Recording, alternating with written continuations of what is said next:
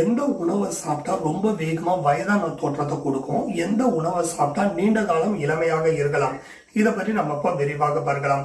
சில வகையான உணவுகள் சாப்பிட்றப்போ 30 வயது நபர் கூட 50 வயசு நபர் மாதிரி அவங்களுடைய முக தோற்றம் மாறிடும்.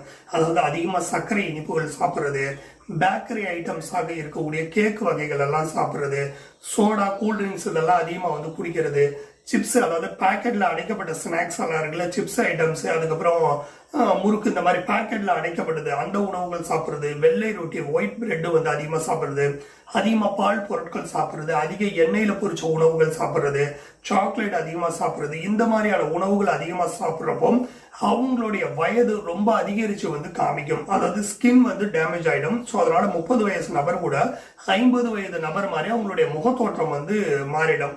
அதுவே இளமையா நீங்க இருக்கணும்னு வச்சுக்கோங்க, நெல்லிக்காய், தக்காளி, கீரைகள், எலுமிச்சை தண்ணீர், அதுக்கப்புறம் வெள்ளரிக்காய், கிரீன் டீ, அதுக்கப்புறம் பாதாம், முளை கட்டிய பயிர், இதெல்லாம் அடிக்கடி நீங்க உணவுல சேர்த்துக்கிட்டு சாப்பிட்டீங்கன்னு வைங்க, நீண்ட காலம் இளமையோட இருக்கலாம். ஸோ 50 வயது நீங்க எட்டுறப்போ கூட 30 வயசு பையன் மாதிரி நீங்க இருக்கலாங்க.